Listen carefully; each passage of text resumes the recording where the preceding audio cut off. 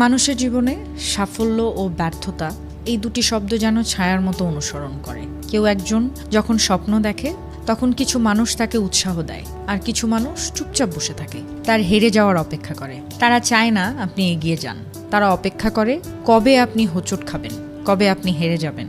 এই রকম পরিস্থিতিতে সবচেয়ে বড় শক্তি হলো নিজের উপর বিশ্বাস রাখা। যারা আপনার ব্যর্থতা কামনা করে তারা হয়তো আপনার আত্মবিশ্বাসে আঘাত হানতে পারে, কিন্তু তারা কখনো আপনার পরিশ্রমকে নষ্ট করতে পারে না। যদি আপনি সত্যি জিততে চান, জিতে দেখান তাদের যারা আপনার হারের অপেক্ষায় আছে।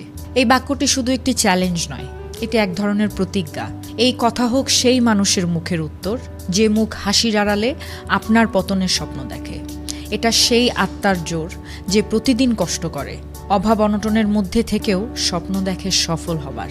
জীবনের প্রতিটি পর্যায়ে এমন মানুষ থাকবে যারা বিশ্বাস করবে আপনি পারবেন না, কিন্তু মনে রাখতে হবে আপনি জিতলেই তাদের সব সন্দেহ, অবিশ্বাস আর অহংকার ভেঙে যাবে। তাই চুপচাপ লড়াই করে যান, মন দিয়ে নিজের লক্ষ্যের দিকে এগিয়ে চলুন।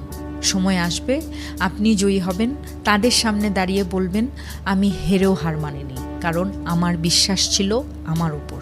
অতএব প্রতিকূলতাকে ভয় না করে বিদ্বেষীদের উত্তর দিতে হয় কাজ দিয়ে, সাফল্য দিয়ে, কারণ সবচেয়ে বড় প্রতিশোধ হলো আপনার সাফল্য।